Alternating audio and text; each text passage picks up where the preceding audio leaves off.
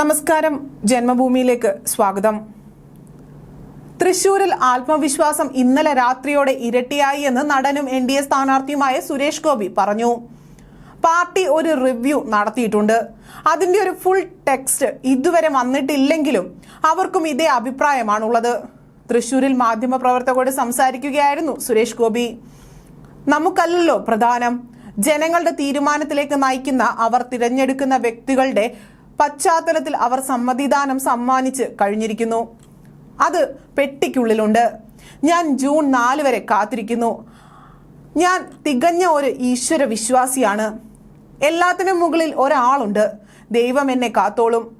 Cross voting ആരോപണം വ്യാകുലപ്പെടുന്നില്ല എന്നും അതിനെ സംബന്ധിച്ച് ജനങ്ങൾക്കും ഒരു ബോധ്യമുണ്ടെന്നും 2019 അവർക്ക് മനസ്സിലായതെന്നും സുരേഷ് ഗോപി പറഞ്ഞു. എതിർ സ്ഥാനാർത്ഥികളെ കുറിച്ച് ഇതുവരെ ചിന്തിച്ചിട്ട് പോലും ഇല്ല എന്നും അതെന്റെ ജോലിയല്ല എന്നും ഞങ്ങൾ രണ്ടുപേര് മാത്രമാണ് മത്സരിക്കുന്നതെന്ന പ്രഖ്യാപനങ്ങൾ അപമര്യാദയാണെന്നും സുരേഷ് ഗോപി പറഞ്ഞു.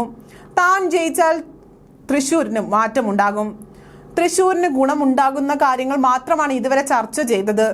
താൻ MP ആകാനാണ് മത്സരിക്കുന്നതെന്നും സുരേഷ് ഗോപി പറഞ്ഞു. തൃശൂർ പൂരം അലങ്കോലപ്പെടുത്തിയതിൽ ഉന്നതർക്കും പങ്കുണ്ട്. കരുവന്നൂരിലടക്കം ഈ നടപടി ഉണ്ടായിരുന്നുവെന്നും സുരേഷ് ഗോപി പറഞ്ഞു.